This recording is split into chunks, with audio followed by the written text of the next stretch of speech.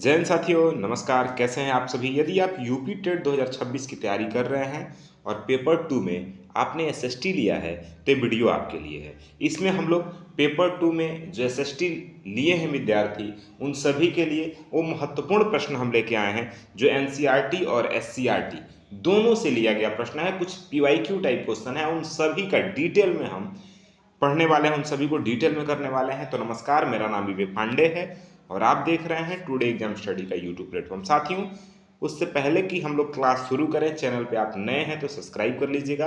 ये एसएसटी का 10वां वीडियो है, क्लास 10 है। अभी तक हम लोगों ने 9 वीडियो कंप्लीट कर लिया है, 9 क्लास कंप्लीट कर लिया है। हम लोग क्या करते हैं, एनसीईआरटी प्लस यूपी बोर्ड यानी एससीईआरटी की जो बुक चलती हैं 6 to 8 में, हिस्ट्री, ज्योग्राफी, पॉलिटी की, उनको और कुछ पीवाईक्यू, इन सभी का कॉम्बिनेशन करके प्रश्न बनाते हैं, फिर उस पर डिटेल व्याख्या करते हैं उसका, और एक्स्ट्रा क्या हो सकता है उसको हम समझने का प्रयास करते हैं। तो आइए साथियों, पहले ही प्रश्न के साथ शुरुआत करते हैं आज का वीडियो। तो पहला प्रश्न आपका है, प्रश्न कह रहा है कि संसदीय शासन प्रणाली में वास्तविक कार्यपालिका शक्ति किसके पास होती है। देखिए साथियों, क्वेश्चन नंबर 61 है। 61 इसलिए है क्योंकि इससे पहले हम लोग बाकी के वीडियो में 1 से लेकर के 60 तक के प्रश्नों को कंप्लीट कर लिए हैं। अब क्वेश्चन नंबर 61 है और इसमें प्रश्न पूछ रहा है कि जो संसदीय शासन प्रणाली होती है उसमें वास्तविक कार्यपालिका शक्ति किसके पास होती है। क्या वह राष्ट्रपति के पास, प्रधानमंत्री के पास, संसद के पास या न्यायपालिका के पास। तो साथियों, इसका सही विकल्प ऑप्शन नंबर बी हो जाएगा, यानी प्रधानमंत्री के पास कार्यपालिका की वास्तविक शक्ति होती है। साथियों, ये आप ध्यान रखेंगे। आइए कुछ महत्वपूर्ण बात हम जान लें। तो ध्यान रखेंगे, भारत में ब्रिटेन की तरह संसदीय शासन प्रणाली अपनाई गई है। यहाँ राष्ट्रपति नाम मात्र का प्रमुख होता है, जबकि वास्तविक शक्तियां प्रधानमंत्री और उसकी मंत्रिपरिषद में निहित होती हैं। बात समझ में आ रहा है। राष्ट्रपति की सभी शक्तियों का प्रयोग व्यवहार में प्रधानमंत्री ही करता है, ये आपको ध्यान रखना है। देखिए, कुछ एक्स्ट्रा महत्वपूर्ण बातें आप जान लीजिए एक्स्ट्रा फैक्ट के रूप में, कि संविधान के अनुच्छेद 74 के अनुसार राष्ट्रपति को सलाह देने के लिए एक मंत्रिपरिषद होगी जिसका प्रमुख प्रधानमंत्री होगा। यह बात आर्टिकल 74 में कहा गया है। राष्ट्रपति को भारत का प्रथम नागरिक कहा जाता है, ये आपको ध्यान रखना है। अगले प्रश्न की तरफ बढ़ते हैं साथियों। तो अगला प्रश्न है आपके सामने। प्रश्न ये कह रहा है कि भारत के किस राज्य में लोकतक झील स्थित है, बताइए। देखिए, कहीं कहीं लोकतक झील मिलेगा, कहीं कहीं लोकटक झील मिलेगा। इंग्लिश में आप पढ़ेंगे तो लोकटक झील मिलेगा, हिंदी में लोकतक झील, ठीक है ना। तो इसमें आप कंफ्यूज मत होइएगा। विकल्प है आपके सामने मेघालय, मणिपुर, मिजोरम और त्रिपुरा। तो सही विकल्प क्या होगा साथियों, लोकटक झील कहाँ है। तो इसका सही विकल्प ऑप्शन नंबर बी हो जाएगा, यानी मणिपुर। साथियों, इसका सही विकल्प है, ध्यान से समझिए। देखिए, लोकतक झील जो है पूर्वोत्तर भारत की सबसे बड़ी मीठे पानी की झील है। साथियों, पूर्वोत्तर भारत की सबसे बड़ी मीठे पानी की झील है लोकतक झील, और यह झील अपने ऊपर तैरने वाले फुमदी यानी मिट्टी और वनस्पतियों के ढेर के लिए प्रसिद्ध है, ये भी ध्यान रखना है। कुछ महत्वपूर्ण फैक्ट इससे रिलेटेड जान लीजिए साथियों।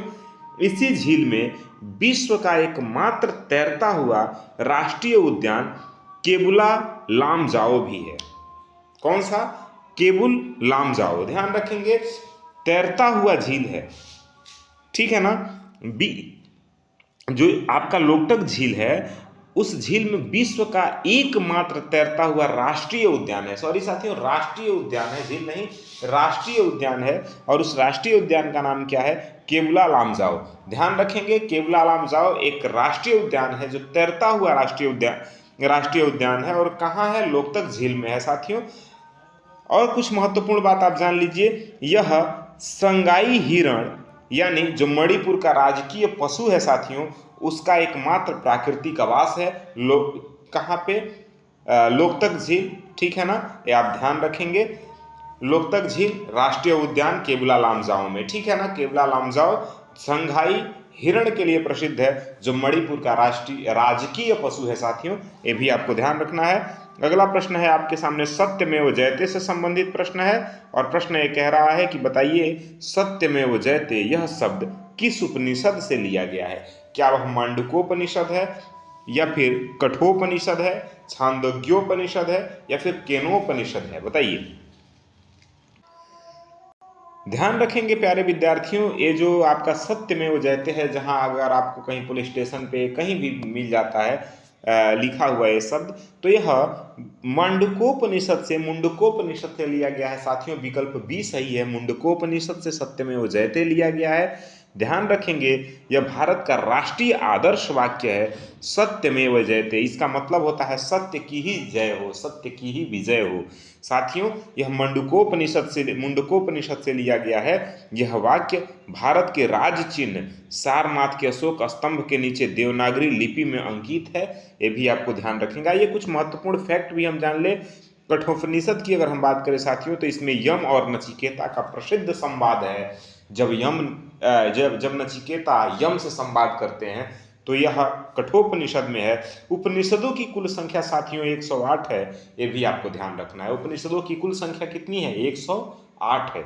आइए अगले प्रश्न की तरफ बढ़ते हैं। अगला प्रश्न है आपके सामने, उत्तर प्रदेश के किस जिले को चाकू नगरी के नाम से जाना जाता है? आपने पुराने वीडियो में पढ़ा होगा।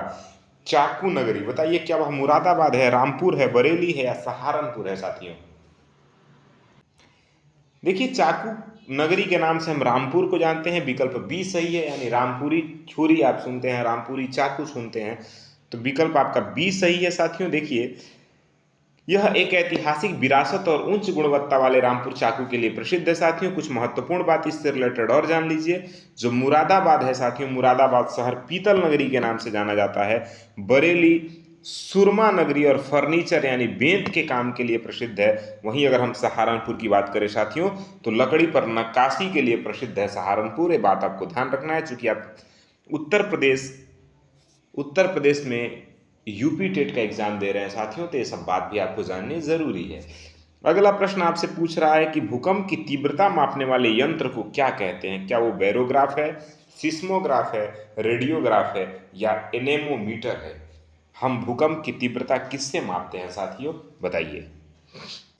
ध्यान रखेंगे, भूकंप की तीव्रता मापने वाले यंत्र को हम सिस्मोग्राफ कहते हैं। विकल्प बी आपका सही हो जाता है, सिस्मोग्राफ। साथियों ध्यान रखेंगे, भूकंप की तीव्रता को हम इससे नापते हैं। देखिए, भूकंपीय तरंगों को रिकॉर्ड करने वाले यंत्र को हम सिस्मोग्राफ कहते हैं। भूकंप की तीव्रता को मापने के लिए जिस पैमाने यानी स्केल का उपयोग किया जाता है, उसे रिक्टर स्केल कहा जाता है। ये ध्यान रखेंगे। भूकंपीय तरंगों को रिकॉर्ड करने वाले यानी उनके रिकॉर्ड को रखने वाले यंत्र को हम सिस्मोग्राफ कहते हैं। और उसकी तीव्रता को मापने के लिए जिस पैमाने का उपयोग किया जाता है साथियों, उसको रिक्टर स्केल कहते हैं। ये भी आप ध्यान रखेंगे। कुछ और महत्वपूर्ण बात है इससे रिलेटेड आप जान लीजिए कि हवा की गति को मापने के लिए जिस यंत्र का प्रयोग होता है साथियों, उसे हम एनेमोमीटर कहते हैं। एनेमोमीटर का संबंध किससे है? हवा की गति को मापने से। वहीं अगर हम बैरोमीटर की बात करें साथियों, तो वायुमंडलीय दाब को मापने के लिए हम बैरोमीटर का प्रयोग करते हैं। बाकी भूकंप का अध्ययन हम जो करते हैं उसे सिस्मोलॉजी कहते हैं। भूकंप के अध्ययन को क्या कहते हैं? सिस्मोलॉजी कहते हैं। वहीं आपको बताना है कि मछली पालन को साथियों हम क्या कहते हैं, कमेंट करके आप जरूर बताइए। अगले प्रश्न की तरफ बढ़ते हैं। अगला प्रश्न आपके सामने है, कह रहा है भारतीय संविधान में मूल कर्तव्य किस समिति की सिफारिश पर जोड़ा गया? क्या वह वर्मा समिति था, स्वर्ण सिंह समिति था, के संथानम समिति था, अशोक मेहता समिति था? तो साथियों सही विकल्प हो जाएगा ऑप्शन नंबर बी, सरदार स्वर्ण सिंह समिति की सिफारिश पर हमने भारतीय संविधान में मूल कर्तव्य को जोड़ा साथियों। तो सही विकल्प हो जाएगा सरदार स्वर्ण सिंह समिति, विकल्प बी। आपातकाल के दौरान 1976 में सरदार स्वर्ण सिंह समिति की सिफारिश पर 42वां संविधान संशोधन होता है साथियों, और फिर हम मूल कर्तव्य को जोड़ते हैं संविधान में। और फिर शुरुआत में इसकी संख्या 10 होती है, बाद में वर्तमान में इसकी संख्या कितनी हो जाती है? 11। शिक्षा के अधिकार को इसमें जोड़ दिया जाता है सन 2002 में। एक बात आपको ध्यान रखना है, अशोक मेहता समिति पंचायती राज में सुधारों से संबंधित है, यह आपको ध्यान रखना है। अगले प्रश्न की तरफ बढ़िए। तो अगला प्रश्न आपके सामने है,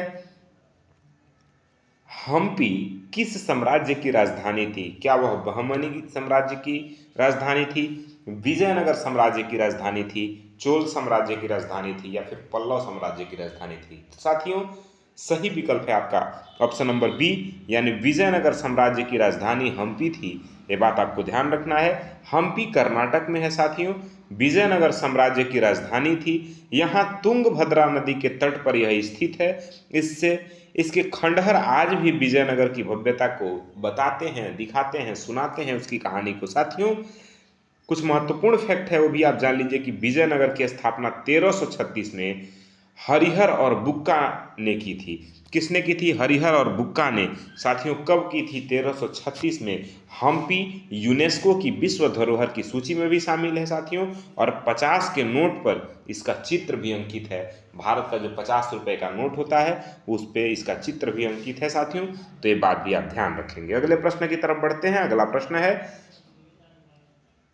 ओजोन परत वायुमंडल की किस परत में पाई जाती है? ओजोन परत जो है वो वायुमंडल की किस परत में पाई जाती है? साथियों आप सभी जानते हैं कि जब हम धरातल पे हैं तो इससे ऊपर हवा वायु का एक लेयर है, और वो लेयर उन परतों को कई भागों में बांटा गया है।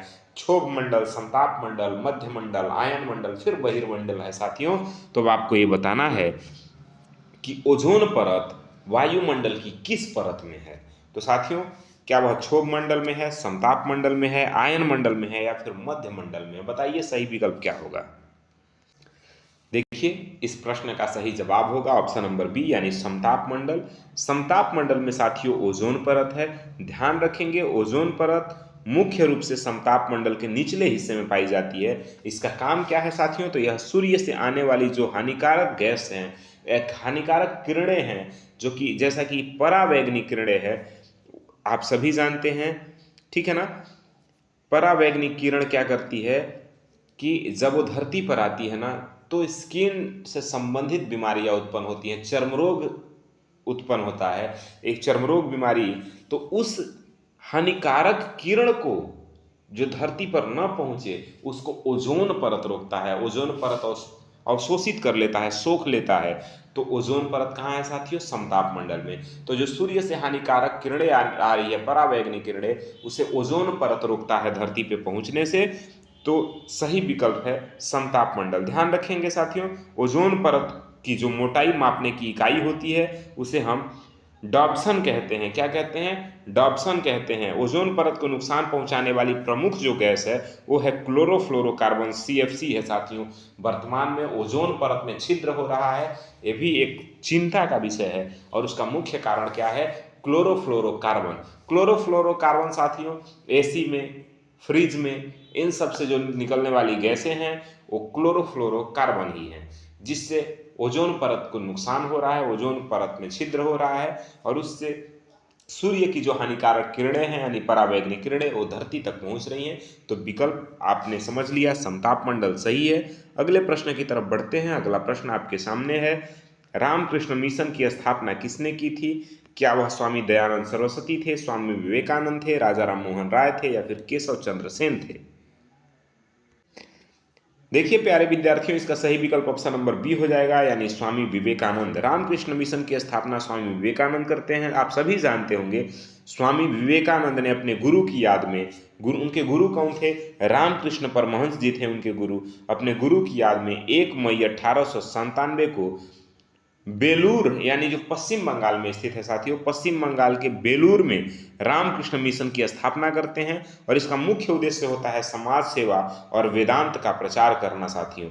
ध्यान रखेंगे कुछ महत्वपूर्ण बात इनसे रिलेटेड। स्वामी विवेकानंद के बचपन का नाम होता है नरेंद्र नाथ दत्त, ये भी आप ध्यान रखेंगे। उन्होंने 1893 के शिकागो विश्व धर्म सम्मेलन में ऐतिहासिक भाषण दिया था, जिन्हें दुनिया आज भी याद करती है साथियों। और अब आप कमेंट करके बताइएगा कि विश्व युवा दिवस हम कब मनाते हैं, ठीक है ना। चलिए अगले प्रश्न की तरफ बढ़ते हैं। अगला प्रश्न है, गरबा किस राज्य का प्रसिद्ध लोक नृत्य है? क्या वह राजस्थान का है, गुजरात का है, महाराष्ट्र का है, या फिर पंजाब का है? साथियों सही विकल्प ऑप्शन नंबर बी हो जाएगा। जो गरबा है वो गुजरात राज्य का प्रसिद्ध लोक नृत्य है। साथियों गरबा गुजरात का एक पारंपरिक लोक नृत्य है, जो मुख्य रूप से नवरात्र के त्योहार में मनाया जाता है, गाया जाता है, ठीक है ना। यह नृत्य देवी दुर्गा की आराधना के रूप में किया जाता है। साथियों कुछ और महत्वपूर्ण बात है वो भी आपको ध्यान रखना है। अगर डांडिया रास की बात करें तो यह भी गुजरात का ही एक लोकप्रिय नृत्य है साथियों। गुजरात का ही लोकप्रिय नृत्य है डांडिया रास। साथियों अगर हम घूमर की बात करें तो यह राजस्थान का प्रसिद्ध नृत्य है घूमर। वहीं अगर हम लावड़ी की बात करें तो यह महाराष्ट्र का प्रसिद्ध लोक नृत्य है साथियों। तो कुछ महत्वपूर्ण फैक्ट है भी आपको याद रखने हैं।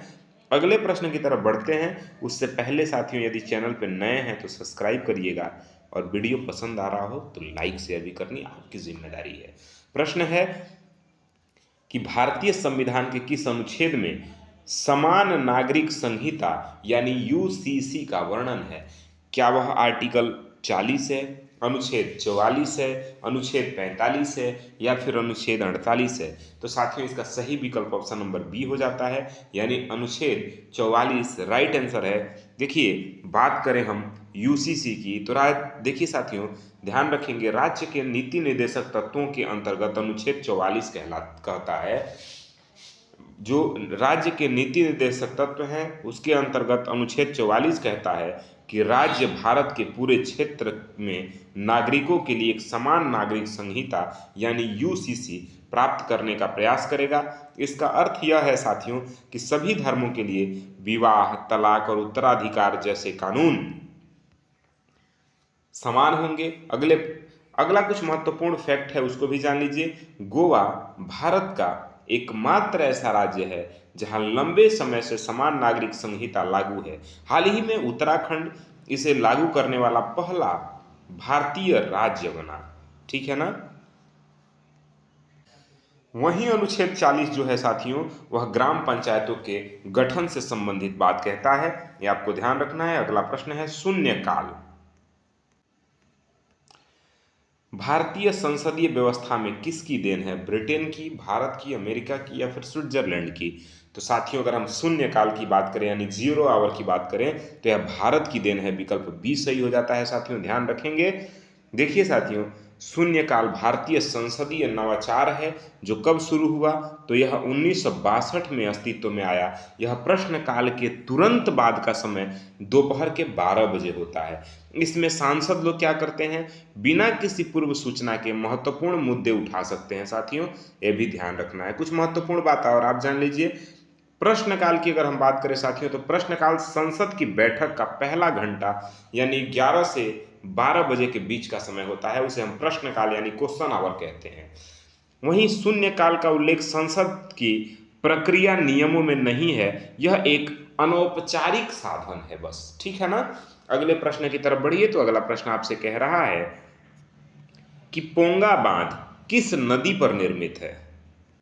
बताइए पोंग बांध किस नदी पर स्थित है साथियों? सतलुज, ब्यास, रावी या चिनाब? बताइए। देखिए साथियों इसका सही विकल्प ऑप्शन नंबर बी हो जाएगा, यानी ब्यास नदी पर स्थित है पोंग बांध। देखिए पोंग बांध हिमाचल प्रदेश में ब्यास नदी पर बनाया गया है। इसे महाराणा प्रताप सागर के नाम से भी जाना जाता है। यह मुख्य रूप से सिंचाई और जल विद्युत उत्पादन के लिए उपयोग किया जाता है इसको। कुछ महत्वपूर्ण फैक्ट है वो भी जान लीजिए। भाखड़ नागल बांध की अगर हम बात करें तो यह सतलुज नदी पर स्थित है साथियों।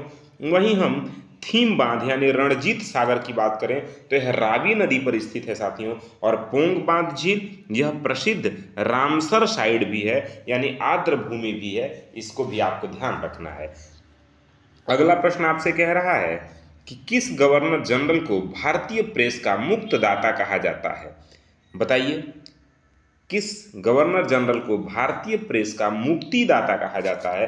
क्या वह लॉर्ड रिपन है, चार्ल्स मेडकॉफ हैं या लॉर्ड विलियम बेंटिंक हैं या फिर लॉर्ड लीटन है? तो साथियों सही विकल्प ऑप्शन नंबर बी हो जाएगा, चार्ल्स मेडकॉफ। देखिए साथियों सर चार्ल्स मेडकॉफ ने 1835 में, कब साथियों 1835 में liberation of the Indian press act पारित कर भारतीय समाचार पत्रों पर लगे प्रतिबंधों को हटा दिया था। इसलिए इन्हें भारतीय प्रेस का मुक्तिदाता कहा जाता है साथियों। कब इन्होंने हटाया? 1835 में liberation of the Indian press act पारित करके उन्होंने जो भी भारतीय समाचार पत्रों पर प्रतिबंध लगा था उसको हटा दिया। ठीक है ना। कुछ महत्वपूर्ण बात है वो भी आप जान लीजिए। अगर लॉर्ड लीटन की बात करें तो इन्होंने वर्नाक्यूलर प्रेस एक्ट 1878 लाकर प्रेस पर कठोर प्रतिबंध लगाए थे। वहीं लॉर्ड रिपन की हम बात करें तो इन्होंने प्रेस एक्ट को निरस्त किया और स्थानीय स्वशासन को बढ़ावा दिया था। साथियों, ये ध्यान रखिएगा। अगला प्रश्न है 75 नंबर प्रश्न, 75, और ये आपसे कह रहा है भूमध्य सागर का प्रकाश स्तंभ किस ज्वालामुखी को कहा जाता है? क्या वह एटना है, स्ट्राम्बोली है, विसुवियस है या फिर क्राक्टोआ है? बताइए। देखिए प्यारे साथियों, इसका सही विकल्प ऑप्शन नंबर बी हो जाएगा आपका, यानी स्ट्राम्बोली जो है भूमध्य सागर का प्रकाश स्तंभ, ठीक है ना, इसी ज्वालामुखी को कहा जाता है। साथियों, ये आपको ध्यान रखना है। स्ट्राम्बोली इटली के उत्तर में स्थित एक सक्रिय ज्वालामुखी है। इसमें से हमेशा गैसें और लावा निकलता रहता है, जिससे रात में समुद्र में प्रकाश बना रहता है। इसीलिए साथियों, इसे भूमध्य सागर का प्रकाश स्तंभ कहते हैं। कुछ महत्वपूर्ण फैक्ट है वो भी जान लीजिए। एटना, यह भी इटली यानी सिसिली में स्थित एक सक्रिय ज्वालामुखी है। अगर हम वहीं बात करें विसुवियस की, तो यह एक प्रक्षुब्ध ज्वालामुखी है जो इटली के नेपल्स की खाड़ी में है। साथियों, ये ध्यान रखेंगे आप लोग।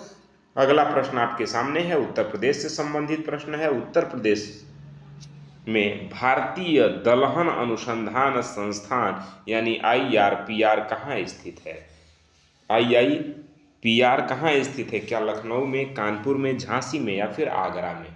तो साथियों, इसका सही विकल्प ऑप्शन नंबर बी हो जाता है, यानी कानपुर में स्थित है भारतीय दलहन अनुसंधान संस्थान। देखिए, एग्जाम में आया हुआ प्रश्न है, ध्यान रखेंगे। दालों के उत्पादन के लिए यानी दलहन के उत्पादन और नई किस्मों पर शोध के लिए भारतीय दलहन अनुसंधान संस्थान उत्तर प्रदेश के कानपुर जिले में खोला गया स्थित है। यह भारतीय कृषि अनुसंधान परिषद यानी ICAR के अधीन कार्य करता है। साथियों, और भी आप जान लीजिए, लखनऊ साथियों भारतीय गन्ना अनुसंधान संस्थान है, IISR यहाँ स्थित है। वहीं अगर झांसी की बात करें साथियों, तो केंद्रीय चारगाहा एवं चारा अनुसंधान संस्थान यहाँ स्थित है। तो ये महत्वपूर्ण फैक्ट भी आप। अगला प्रश्न आपके सामने है खजुराहो के मंदिर के संबंध में। प्रश्न ये कह रहा है कि खजुराहो के मंदिर का निर्माण किस वंश के शासकों ने करवाया था? क्या वह परमार वंश था, चंदेल वंश था, राष्ट्रकूट वंश था, पाल वंश था? बताइए। देखिए साथियों, इसका सही विकल्प हो जाएगा ऑप्शन नंबर बी, यानी चंदेल वंश ने खजुराहो के मंदिर का निर्माण करवाया था। देखिए, मध्य प्रदेश के छतरपुर जिले में स्थित है खजुराहो का मंदिर। इसका निर्माण 950 से लेके 1050 ईस्वी के बीच चंदेल राजाओं द्वारा करवाया गया था। ये मंदिर अपनी नागर शैली और कामुक मूर्ति कला के लिए प्रसिद्ध है। इसमें किस शैली का प्रयोग हुआ है? नागर शैली का प्रयोग हुआ है। साथियों, ध्यान रखेंगे आप लोग। यहीं अगर हम बात करें कंदारिया महादेव मंदिर की, यहाँ का सबसे प्रसिद्ध मंदिर है, ठीक है ना, कंदारिया महादेव मंदिर यहाँ का सबसे प्रसिद्ध मंदिर है। कहाँ का? खजुराहो का। वहीं एलोरा के मंदिर राष्ट्रकूट वंश के शासकों द्वारा बनवाया गया था। साथियों, एलोरा का जो मंदिर है वो किस राजवंश द्वारा बनवाया गया? तो राष्ट्रकूट वंश के द्वारा बनवाया गया है। ये बात आपको ध्यान रखना है। वहीं अगर अगला प्रश्न देखें तो अगले प्रश्न की तरफ, तो अगला प्रश्न आपके सामने है, टाइगर एस्टेट भारत के किस राज्य को कहा जाता है? क्या वह कर्नाटक है, मध्य प्रदेश है, उत्तराखंड है या पश्चिम बंगाल है? तो साथियों, आप सभी जानते होंगे मध्य प्रदेश को हम टाइगर एस्टेट कहते हैं। साथियों, ये आपको ध्यान रखना है। भारत में सबसे अधिक बाघों की संख्या मध्य प्रदेश में पाई जाती है, इसीलिए हम इसे टाइगर स्टेट कहते हैं, ठीक है ना। इसके अलावा इसे सोयाबीन प्रदेश और भारत का हृदय भी कहा जाता है, ये भी आपको ध्यान रखना है। वहीं अगर हम बात करें साथियों, कान्हा, बांधवगढ़ और पेंच मध्य प्रदेश के प्रमुख टाइगर रिजर्व हैं। वहीं अगर जिम कॉर्बेट की बात करें तो Jim Corbett national park Bharat का पहला नेशनल पार्क है जो कि उत्तराखंड में स्थित है। साथियों, ये भी आपको ध्यान रखना है। देखिए, जो कुछ भी महत्वपूर्ण फैक्ट बन सकते हैं, जो भी इससे रिलेटेड बातें हो सकती हैं, वो सभी हम कोशिश करते हैं कि आपके साथ चर्चा की जाए, और आप भी ईमानदारी से पढ़िए, मन लगा के पढ़िए, वीडियो को शेयर भी करिए, लाइक भी करिए, चैनल पे नए हैं तो सब्सक्राइब भी करिए। नहीं मन कर रहा है तो कुछ मत करिए, पढ़ाई करिए। इतना तो कर सकते हैं, पढ़िए बस। मत लाइक करिए, मत शेयर करिए, मत सब्सक्राइब करिए, बस पढ़ लीजिए, इतना सा रिक्वेस्ट है आपसे, ठीक है। चलिए, ये मैं अपने लिए नहीं कह रहा हूँ, ये आपकी भलाई के लिए कह रहा हूँ। इस समय जितना भी आप पसीना बहाएंगे पढ़ाई में साथियों, उतना कम पसीना बहाना पड़ेगा फ्यूचर में आपको। अगला प्रश्न आपके सामने है कि राज्यसभा का पदेन सभापति कौन होता है? क्या वह राष्ट्रपति होता है, उपराष्ट्रपति होता है, प्रधानमंत्री होता है या फिर विपक्ष का नेता होता है? तो साथियों इसका सही विकल्प है ऑप्शन नंबर बी, उपराष्ट्रपति। राज्यसभा का पदेन सभापति होता है। भारतीय संविधान के आर्टिकल 64 के अनुसार भारत का उपराष्ट्रपति राज्यसभा का पदेन सभापति होगा। इसका अर्थ है कि जो भी व्यक्ति उपराष्ट्रपति चुना जाएगा वह अपने आप राज्यसभा का अध्यक्ष बन जाएगा। ठीक है ना। कुछ और महत्वपूर्ण बात है वो भी जान लीजिए। उपराष्ट्रपति राज्यसभा का सदस्य नहीं होता है, ये आपको जानना है। जो उपराष्ट्रपति होता है वो राज्यसभा का सदस्य नहीं होता है, अध्यक्ष होता है, इसलिए उसे मतदान का अधिकार नहीं है। अगर कहीं मतदान हो और परिस्थितियां बराबर हो जाएं तो बराबर होने की स्थिति को छोड़ करके, यानी जब बराबर हो जाएं तब ये अपना मत दे सकते हैं, वैसे नहीं दे सकते। वर्तमान में उपराष्ट्रपति जगदीप धनखड़ जी हैं, आप सभी जानते हैं। अगला प्रश्न है आपके सामने नील दर्पण से संबंधित प्रश्न है। कह रहा है कि नील दर्पण पुस्तक के लेखक कौन है? बंकिम चंद्र चटर्जी, दीनबंधु मित्र, रविंद्रनाथ टैगोर, शरत चंद्र चट्टोपाध्याय। तो साथियों इसका सही विकल्प ऑप्शन नंबर बी हो जाएगा, यानी दीनबंधु मित्र नील दर्पण पुस्तक के लेखक हैं। साथियों देखिए, दीनबंधु मित्र ने 1860 में नील दर्पण नाटक लिखा था। इसमें बंगाल के नील किसानों पर ब्रिटिश बागवान मालिकों द्वारा किए गए अत्याचारों का बहुत सुंदर वर्णन है, बहुत सुंदर चित्रण है। साथियों वहीं अगर हम बात करें बंकिम चंद्र चटर्जी की, तो उन्होंने आनंद मठ लिखा, उससे जिससे हमारा राष्ट्रगीत वंदे मातरम लिया गया है। साथियों अगर हम नील विद्रोह की बात करें तो 1859 में बंगाल में हुआ था, ये भी आपको ध्यान रखना है। अगला प्रश्न आपके सामने है वायुमंडल वायु दाब से संबंधित, और प्रश्न ये कह रहा है वायु दाब मापने की इकाई क्या है? वायु दाब एयर प्रेशर मापने की इकाई क्या है? क्या डेसिबल है, मिलीबार है, केल्विन है, एम्पियर है? बताइए। देखिए इसका सही विकल्प हो जाएगा ऑप्शन नंबर बी, यानी मिलीबार राइट आंसर है। देखिए आप, अच्छा एम्पियर किसका इकाई है? एम्पियर किसको मापते हैं? ठीक है, आप कमेंट करके बताइए। अगला प्रश्न आपके सामने है, अच्छा कुछ इससे रिलेटेड महत्वपूर्ण बात है वो भी आप जान लीजिए। वायुमंडलीय दाब को मापने के लिए मिलीबार या पास्कल इकाई का प्रयोग किया जाता है। साथियों समुद्र तल पर औसत वायु दाब लगभग 1013.25 मिलीबार होता है। वहीं अगर हम बात करें साथियों डेसिबल मापने की, तो देखिए डेसिबल हम ध्वनि की तीव्रता मापने के लिए प्रयोग करते हैं। केल्विन साथियों तापमान मापने के लिए, और एम्पियर विद्युत धारा मापने के लिए, और वायु दाब मापने वाले यंत्र को हम बैरोमीटर कहते हैं। साथियों ये भी ध्यान रखिएगा, वायु दाब मापने वाले यंत्र को हम क्या कहते हैं? बैरोमीटर कहते हैं। बाकी के प्रश्न अगले वीडियो में हम करेंगे, उसके लिए आप चैनल को सब्सक्राइब कर लीजिए। चैनल पे आप हमेशा विजिट करते रहिए। जैसे क्या है, कोई वीडियो डालने पे अगर सब्सक्राइब किए रहिएगा तो आप तक वीडियो पहुंच जाएगा, आपके स्क्रीन पे दिखेगा कि हाँ नया वीडियो आया है, और फिर आप वहां से क्लास कर सकते हैं। देखिए एक वीडियो सुबह आपके लिए जाता है एसएसटी का, एक वीडियो शाम को जाता है, बीच में जब भी समय मिलता है आपको हिंदी और संस्कृत के यूपी टेट के लिए पढ़ा दिया जाता है। साथियों मैं खुद टीचर हूँ, इसलिए थोड़ा सा मुझे समय नहीं मिल पाता है, प्रॉब्लम होता है। ठीक है ना। अभी क्या है, नया सत्र चालू हो गया है, बच्चों का इंटर वालों का एडमिशन हो रहा है, तो थोड़ा सा उसमें भी व्यस्तता है। बाकी जितना समय मिलेगा हम आपके लिए प्रयास करते रहते हैं, मेहनत करते रहते हैं। बाकी अगर आपको हमारा प्रयास अच्छा लगा हो तो अपना फीडबैक हमें ज़रूर दीजिए। मिलते हैं अगले क्लास में साथियों, तब तक के लिए जय हिंद।